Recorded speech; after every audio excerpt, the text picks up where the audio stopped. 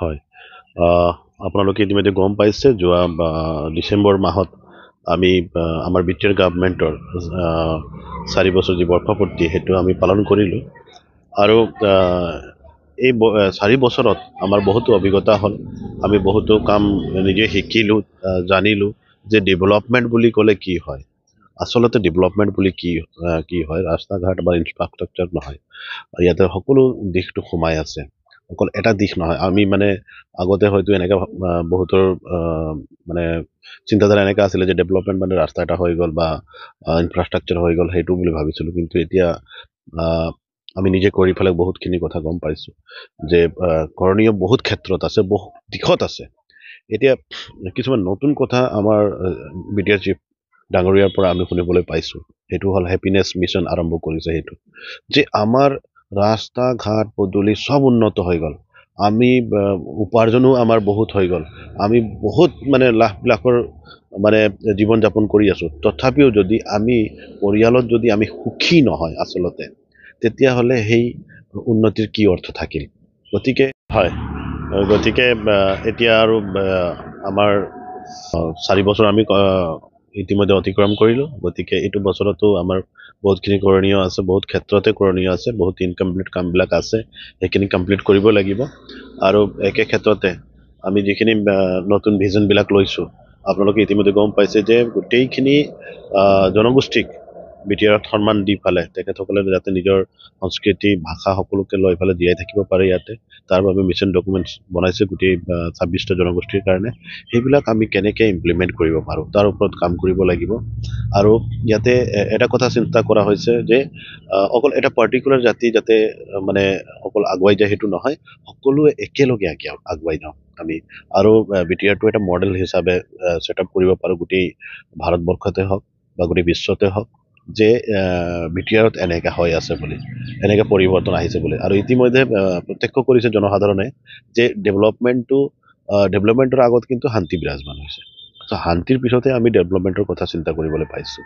এতিয়া আজিৰ তাৰিখত এটা এনেকুৱা সময় আছিলে য'ত নেকি এছেম্বলিটো মানুহে মানে প্ৰতিনিধিয়ে কুৱেশ্যনাৰাইজ কৰিব নোৱাৰে, এনেকৈ এটা অপশাসন চলি আছিলে। আৰু আজিৰ তাৰিখত জনসাধাৰণেও মানে নিজৰ অধিকাৰ সাব্যস্ত কৰিব পাৰে বা জনসাধাৰণেও চৰকাৰক জবাবদিহি কৰিব পাৰে যে ইমানখিনি মানে গণতন্ত্ৰ ইয়াতে সাব্যস্ত হৈছে। গতিকে এইটো আমাৰ কাৰণে কিন্তু বহুত ভাল কথা। আৰু মই অকল জনপ্ৰতিনিধি নহয়, জননেতা হিচাপেও মই মানে এজন সাধাৰণ ৰাইজ হিচাপেও মই এইখিনি কথা মই মানে বহুত ভাল পাইছোঁ। আৰু এনেকাই গভৰ্ণমেণ্ট এটা আমি বিচাৰিছিলোঁ য'ত নেকি আমি মানে স্বাভিমানেৰে আমি জীয়াই থাকিব পাৰোঁ। চ' এই গভৰ্ণমেণ্টৰ পৰা আমি সেইখিনি পাবলৈ সক্ষম হৈছোঁ।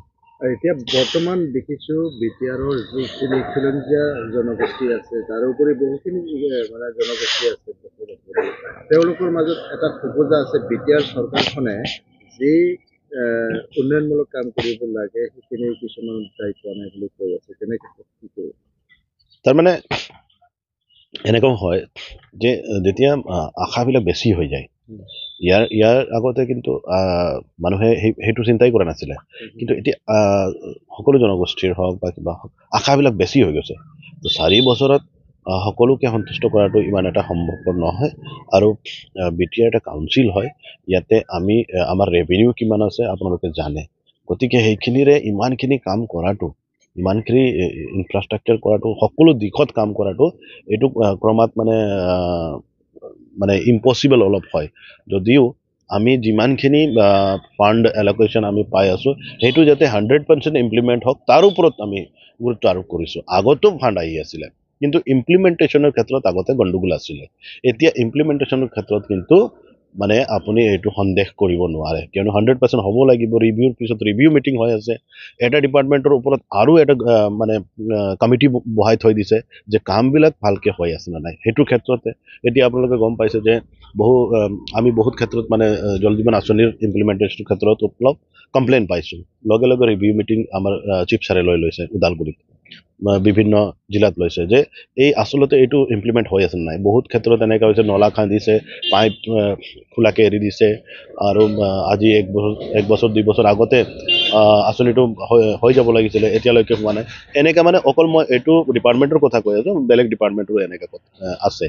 চ' এই ইমপ্লিমেণ্টৰ ক্ষেত্ৰত বহুত কথা আহি যায় আৰু মানে আৰু এটা কথা জনসাধাৰণে ভাল পাব লাগে যে আমাৰ চৰকাৰটো ধাৰুৱা নহয় আগতে ধাৰ লগাই যোৱা গভৰ্ণমেণ্ট আছিলে এইটো চৰকাৰ ধাৰুৱা নহয় আমি যিমানখিনি পাইছোঁ তাৰে ভিতৰত এইখিনি ডেভেলপমেণ্টটো পৰিৱৰ্তনটো আমি আনিবলৈ সক্ষম হৈছোঁ আমি মানে এনেই কথাৰ ফুলঝাৰি দিয়া নাই একচুৱেল ডেভেলপমেণ্টটো কৰি আছোঁ আৰু যাতে পৰৱৰ্তী যি গভৰ্ণমেণ্ট হয় এওঁলোকেও যাতে ধাৰত পুত নাযায় তাৰ কাৰণেও লক্ষ্য ৰাখি পেলাই কাম কৰা হৈ আছে কিয়নো এবাৰ যদি গভৰ্ণমেণ্টে লাইবিলিটিছত পুত যাবলগীয়া হয় তেতিয়া আৰু নতুন চিন্তা কৰিব সক্ষম নহয় তেখেতসকলে গতিকে এনেকৈ ধুনীয়াকৈ গভৰ্ণমেণ্টটো চলি আছে আৰু এই 2025তে আমাৰ নেক্সট বিদেশী নিৰ্বাচন হ'ব তাৰ বাবেও ধুনীয়াকৈ আমাৰ দলীয় কামবিলাক চলি আছে আৰু যিখিনি ৰাইজৰ আমি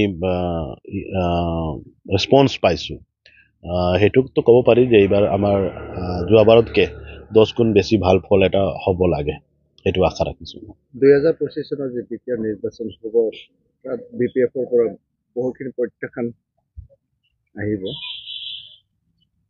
তাৰমানে দুই এজনৰ বাহিৰে BPF-ৰ লিডাৰক মই ফিল্ডত দেখাই নাই ইভেন আপোনালোকক এটা কথা জনাব বিচাৰোঁ মই যে এছেম্বলি যিখিনি হয় যে কুৱেশ্যন আৱাৰ্ছ হয় তাতো দুই এজনৰ বাহিৰে বাকীবিলাকো দেখা নাপাওঁ যি BPF দলৰ মুৰব্বী তেখেতে আজি আৰম্ভণিৰ পৰা 4 বছৰ আমি অতিক্ৰম কৰিলোঁ এদিনো তেখেতে এছেম্বলি মানে এটেণ্ড নকৰিলে আমিতো মানে সুধিবই বিচাৰোঁ যে কিয় নকৰে তেখেততো জনপ্ৰতিনিধি হয় আৰু মানে মহামান্য আমাৰ যি ব্ৰিটিছৰ এছেম্বলি সেইটোক মানে অমান্য কৰাটো মোৰ মতে ভাল নহয় তেনে ক্ষেত্ৰত দেখা গৈছে যে তেওঁলোকৰ যিটো বিৰোধীৰ যিটো ভইচ সেই ভইচবিলাক তেওঁলোকে এছেম্বলিত নকৰি পেলাই জনসাধাৰণৰ মাজতে কৰি আছে কিয় মানে এইটো এটা কথা আছে না এছেম্বলিত কৰিলে কি হয় বস্তুটো ইমপ্লিমেণ্ট হয় আৰু এইটো দৰকাৰ এছেম্বলি বনাইছে কিয় আৰু কুৱেশ্যন আৱাৰ্ছ ৰাখিছে কিয় যে বস্তুবিলাক তাৰ পৰা পিয়'ৰ হৈ পেলাই ওলাওক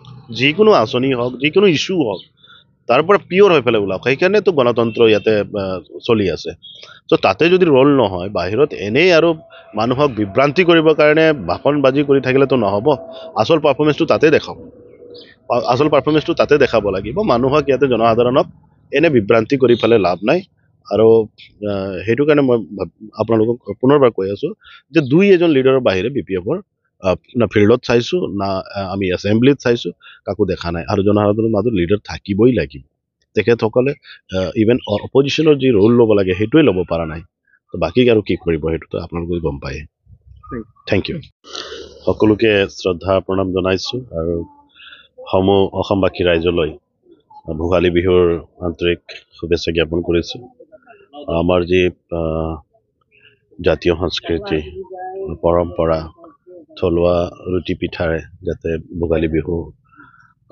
পালন কৰে আৰু বিশেষভাৱে যুৱচামে মই আহ্বান জনাব বিচাৰিছোঁ যুৱচামক যে পৰিয়ালৰ সৈতে একেলগে ধুনীয়াকৈ পৰিয়াল কুটুম যি আছে সকলোকে লৈ পেলাই এই বিহু পালন কৰিব লাগে আৰু যাতে আমাৰ যি সংস্কৃতি আছে নিচাযুক্ত পদাৰ্থ বা এইবিলাক সেৱন কৰি পেলাই আমাৰ সংস্কৃতিটো মানে বিকৃত কৰিব নালাগে আমি আজিকালি প্ৰায়ে দেখা পাওঁ বহুত মানে আমি এনেকৈ শুনিবলৈ পাওঁ বাতৰি শুনিবলৈ পাওঁ আমাক ভাল নালাগে সেইকাৰণে পৰিয়ালৰ সৈতে পালন কৰাটো এইটো এটা বেলেগ এটা আমেজ আছে আৰু সকলোকে ভাল লাগে পৰিয়ালৰ জ্যেষ্ঠসকলে বিচাৰে যে পৰিয়ালৰ সৈতে আমি এনেকুৱা উৎসৱবিলাক আমি একেলগে পালন কৰোঁ বুলি চ' আমি যুৱচামে কি হয় আমি অলপ ছেপাৰেট কৰিব বিচাৰোঁ ফূৰ্তা ফূৰ্তি নহয় বুলি এই ফূৰ্তা ফূৰ্তিতে আমাৰ বহুত ক্ষতি হৈ যায় গতিকে বিহু কমচে কম আমাৰ জাতীয় পৰম্পৰা যি আছে এই কেইদিন যাতে আমি অলপ অপসংস্কৃতিৰ পৰা আমি যাতে দূৰত ৰাখোঁ নিজকে সেইটোৰ কাৰণে মই আহ্বান জনাইছোঁ